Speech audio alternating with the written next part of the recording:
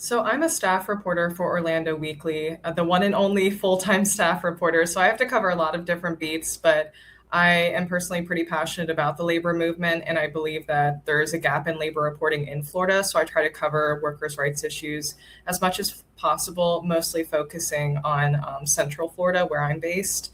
But I do freelance for other papers too and other publications, including In These Times and other alt weeklies nearby. Now, is there a specific outlet that really boosted you into the labor movement, or was that just something that you wanted to jump into?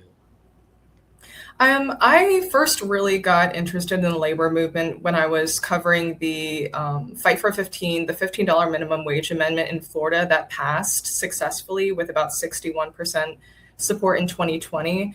So I was covering more like local and state politics at the time, but going to the protests and the rallies organized by like rank and file McDonald's workers with SEIU and Fight for 15, I was just really impressed and honestly just energized by the energy at those rallies.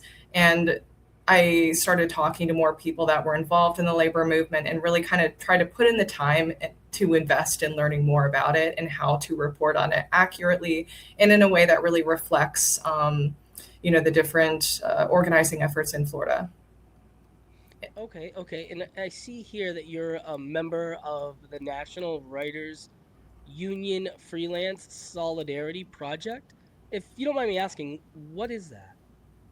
Yeah, so it's an arm of the National Writers Union that's specifically for freelance content creators, writers, journalists.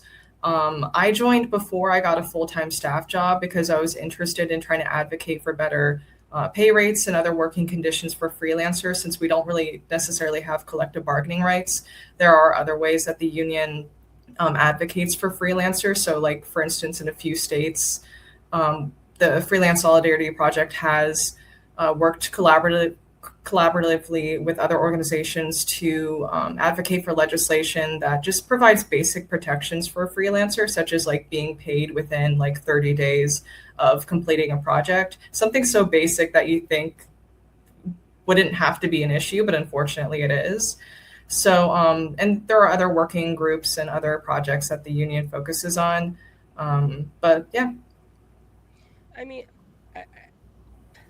we say this all the time, and when I talk to a couple of people, it's funny because you think basic things like if we were just basically good to each other and we took care of one another and we made sure people got paid on time